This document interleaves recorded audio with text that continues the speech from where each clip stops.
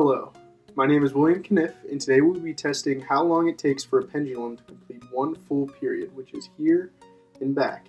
And we'll be using the math to test at a 1 meter length, a 2 meter length, and then we'll be calculating how much time it would take for 25 meters, and then finally 500 meters.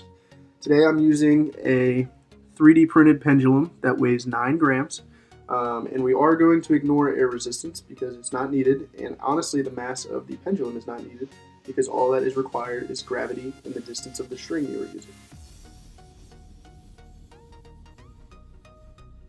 Alright, so to set up our 3D printer file, we're going to go ahead and open up PHYS Slicer to make the file that the printer can read to actually print.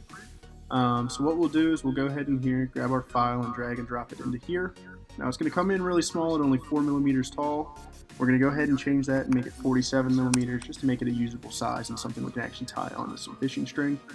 We're printing with PLA today at 0.4 millimeters.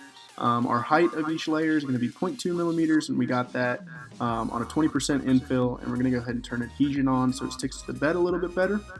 We'll hit slice, and that'll create the actual file, which is called a G code, which is what the printer can read. And now attach some footage of me 3D printing that so you can see the inside structure and everything. But I'll give you a preview of what it'll look like. So 20% of the internal structure will be made up of cubic shapes. And once we have this completed, we'll be able to go ahead and move on to the experiment stage of this video.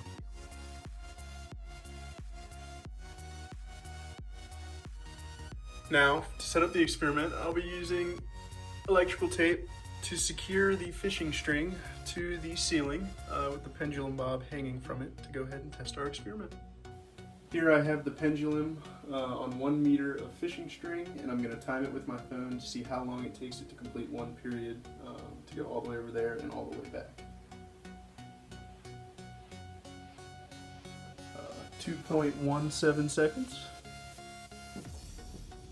Here is the 2 meter pendulum drop. I'll be timing it with my phone to see how long it takes to do one full period.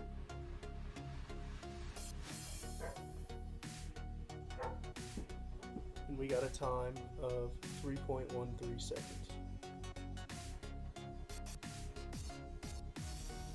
Alright, so now that we've done the experiment, let's go ahead and do the math behind it so I can show you how everything is done. So we're going to solve for t. Now the equation to find the time of a pendulum goes as time equals 2 pi times length over gravity.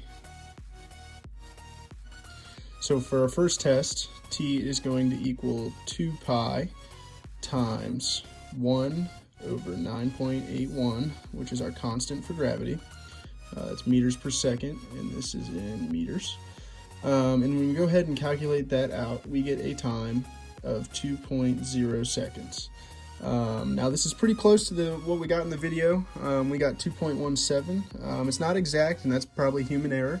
But 2 seconds is in the ballpark, so we know the math is right behind it. Let's also go ahead and draw a free body diagram. So we have the pendulum hanging from the ceiling, and this length here is our L, and then we're going to have F of G downwards, which is the 9.81 meters per second. So let's go ahead and increase this L to 2 meters, which is in the second test.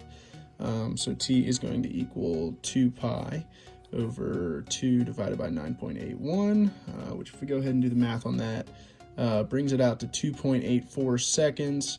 Again, close to the answer we got in real life. I'm going to go ahead and blame the little bit of timing error on me for not being the quickest and not exactly exact with what I was seeing because I was just eyeballing the answer and when to stop the clock.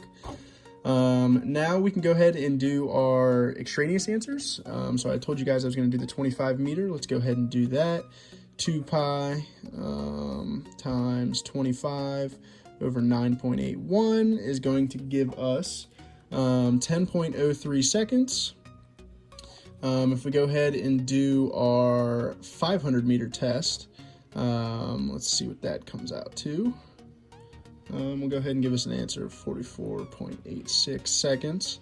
Now I was going to stop here. This is where I said what I wanted to do in the experiment, but I wanted to go ahead and take it one step further and see if we did something crazy. Let's go ahead and say let's do 10 kilometers. So we'll go ahead and put in 10,000 meters because 1 kilometer equals 1,000 meters. We'll divide that by 9.81 and let's see what our answer is. It's going to give us an answer of 200.6 seconds, which is actually around 3.5 minutes, which is a pretty long time. And I mean, could you, like, if you're sitting there 3.5 minutes for one period, it's kind of crazy. I did not expect to see such a big number right there. And I think it's really interesting how this equation can scale up. Now it can also scale down. So let's go ahead and try it. Let's do at 1/4 of a meter. Let's do same 9.81. Now let's go ahead and see what this comes out to. We get 2 pi times 0.25 divided by 9.81. Gonna go ahead and give us an answer of around 1 second. So it's very interesting to see how this equation works, and I think it's very cool how you can calculate going all the way up to extreme sizes. So overall, I learned a lot from this experiment. I learned that human error can play a fact in the timing. On the first one, I was off by 0.17 of a second, and on this one, I was off by a little bit more than 1/3 of a second. But it's interesting to see, and I'm glad I did this experiment. And now you can see the numbers behind it.